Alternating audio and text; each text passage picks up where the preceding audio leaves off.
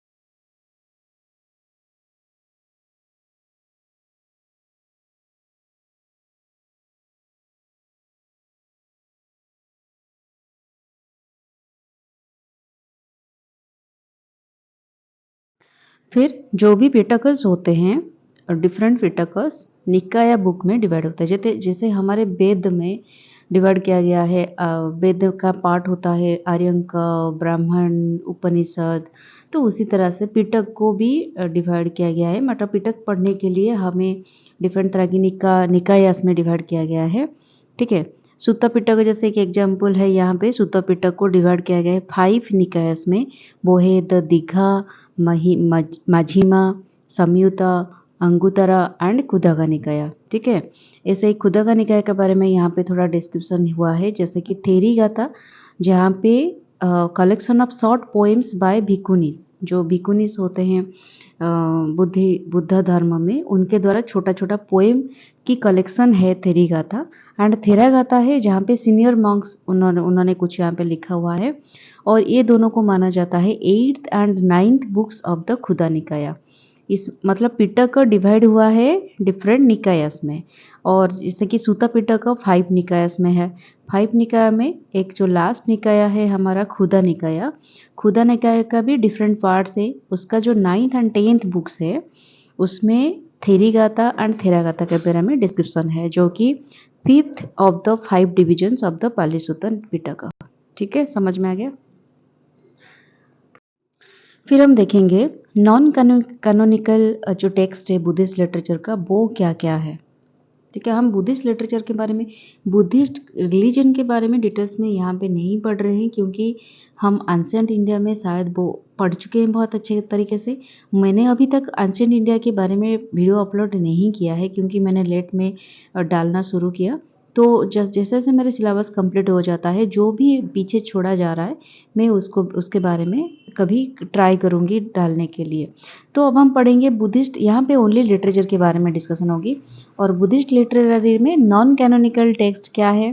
First है दीपवंश, जो कि 3rd सेंचुरी से 4th सेंचुरी में रिटन किया गया था बीसी में, इन अनुराधापुरा, जो कि है श्रीलंका में, during the reign of king Dhatusena. ठीक है, इसके मीनिंग यही है, chronicle of island and mentions about visit of Buddha to Sri Lanka and relics of Buddha. Buddha की धर्म श्रीलंका को भी गई थी, तो इसके बारे में थोड़ा दीपवंश में मेंशन किया गया है। सेकेंड जो टेक्स्ट है वो है मिलिंदापाना, इसके बारे में बहुत सारे लोग जानते होंगे। डायलॉग बिटवीन किंग मियंडर, जो कि मिलिंदा भी बोला जाता है, एंड बुद्धिस्ट मॉन्क नागासेना के बारे में जो भी बातचीत होती थी वो एक रिटन फॉर्म में लिखा गया था, जिसका नाम है Milindapanha. It means questions of Milinda, one of the highest philosophical inquiries. ठीक है, फिर एक थर्ड टेक्स्ट है महावंश, जिसमें epic poem in Pali language around 3rd to 4th century BC. इसी टाइम के during this time Pali language में एक एपिक पोएम बनाया गया था during the reign of king Vijay. ठीक है, historical account of various kingdom of South Asia, South Asia के बहुत सारे किंगडम के हिस्ट्री के बारे में यहाँ पे लिखा गया है। महावास्तु, उसके बारे में क्या है, contents Jataka, Avadana tales written in mixed Sanskrit, Pali and Prakrit, सब मिलाकर इसमें लिखा गया है महावास्तु में between 2nd century BC to 4th century AD.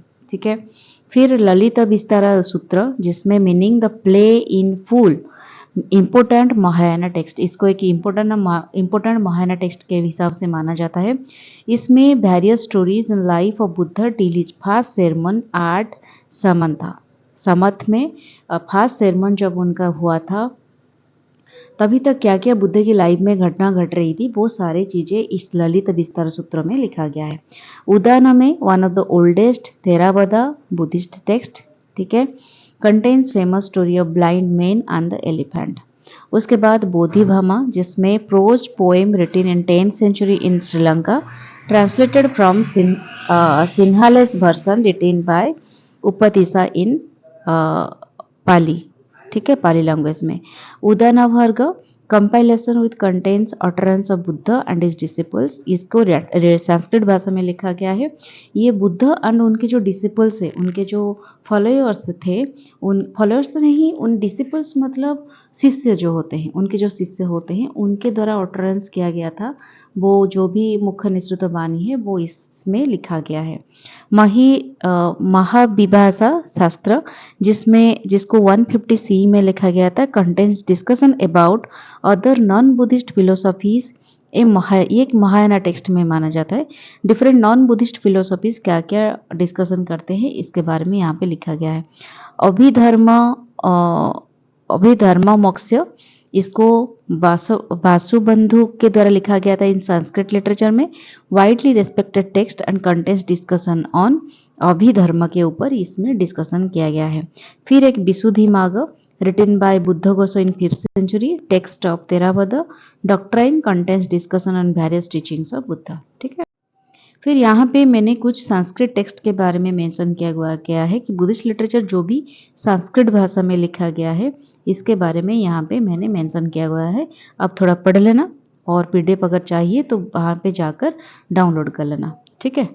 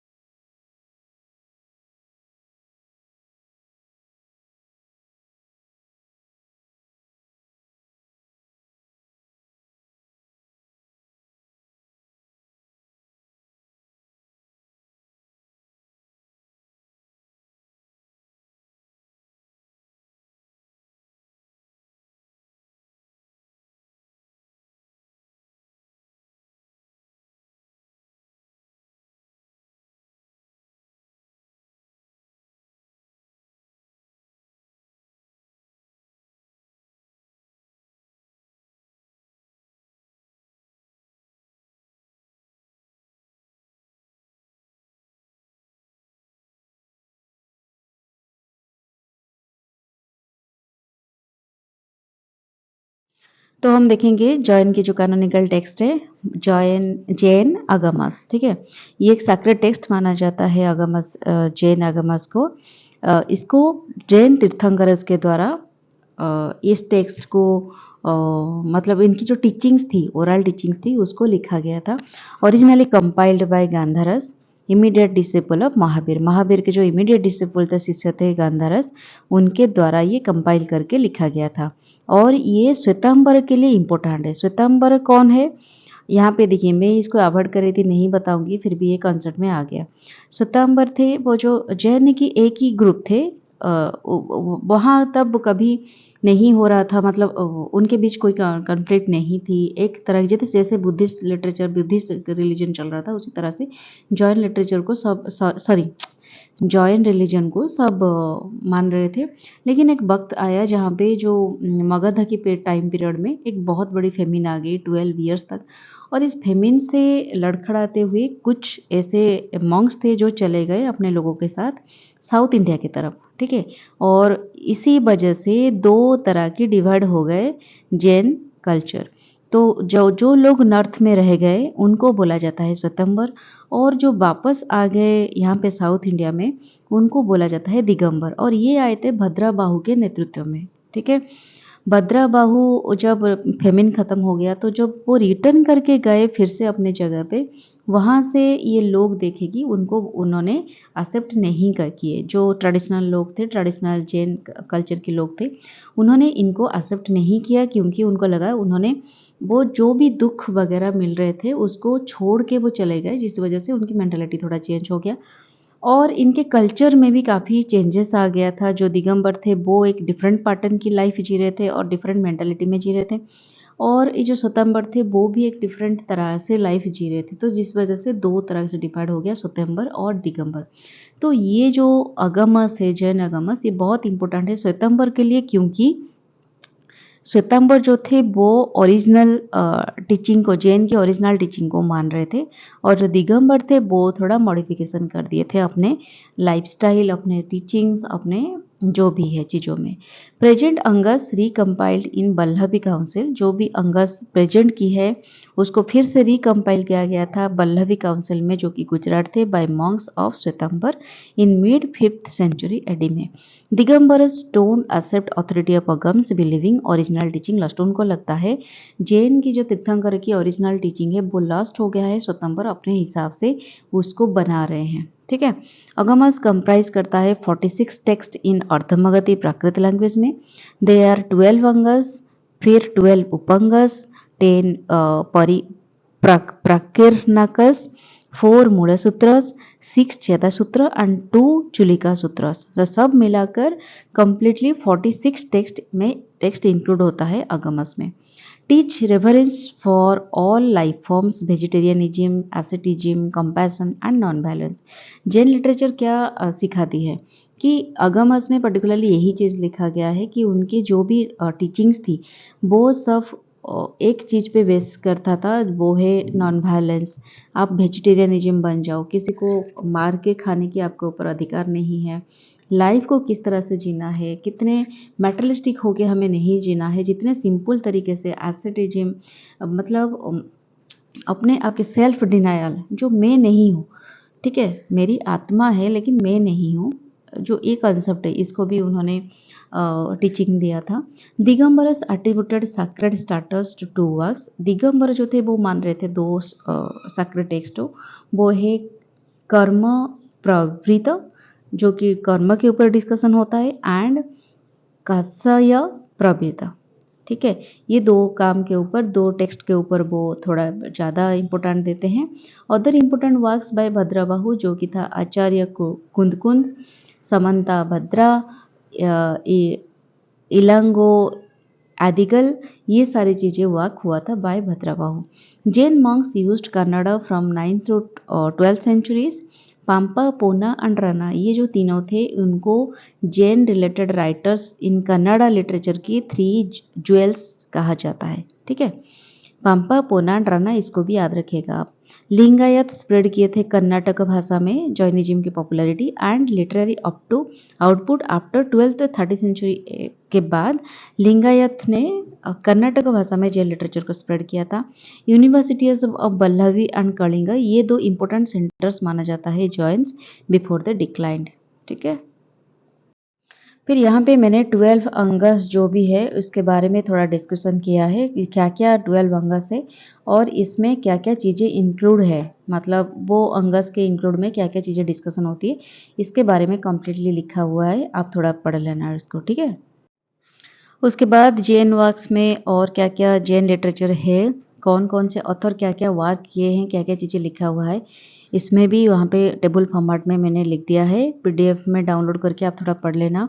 जैसे भद्राबाहु जो कि चंद्रगुप्त मौर्य के टीचर थे, उन्होंने उभा साघरम स्तोत्र, कल्पसूत्र और पॉइनियर ऑफ दिगंबर सेक्ट, ये सारी चीज़ें उन्होंने वाक किया था। फिर आचार्य कुंद उन्होंने समय सारा, निमाय सारा, ये सारी चीज़ों के बारे में डिस्कशन किया था। समंत भद्रा, इलांगो अदिगल, देन तिरुता कातेभर, जैन मॉन्क, कुछ जैन मॉन्क हैं जिनका नाम मुझे नहीं पता, उन्होंने नालातियार तमिल टेक्स्ट में कुछ लिखा हुआ है। तो ये सारी चीज़ों को थोड़ा देख लेना आप। फिर लास्टली हम देखेंगे जोरास्ट्रियन लिटरेचर, और इसमें क्या हुआ, Zoroastrian originated from teachings of Persian prophet Zoroaster. एक पर्शियन प्रोफेट थे जिनका नाम जोरास्टर थे, और उनको ये भी बोला जाता था जाराथुस्त्रा, ठीक है। और उनकी जो भी टीचिंग्स है वो जोरास्ट्रियनिज्म के हिसाब से उनका एक डिफरेंट कल्चर बन गया, ठीक है। Influential on Persian history, culture and art as well as development of other religions.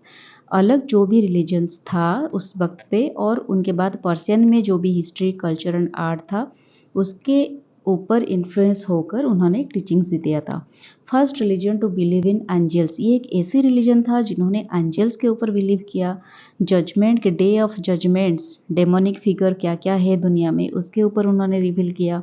Battle between God and evil, इसके ऊपर भी उन्होंने, अभी तक कोई भी रिलीजन ये नहीं बता रहा था कि गुड एविल चीज़ है क्या। मतलब एक डार्क एनर्जी होते हैं, एक सही एनर्जी होते हैं, एंजल्स होते हैं जो ह्यूमन को हेल्प करते हैं डिफरेंट फॉर्म में। बहुत सारी चीज़ों के ऊपर उन्होंने थ्योरी दी थी, और वो उनकी मानना भी यही था।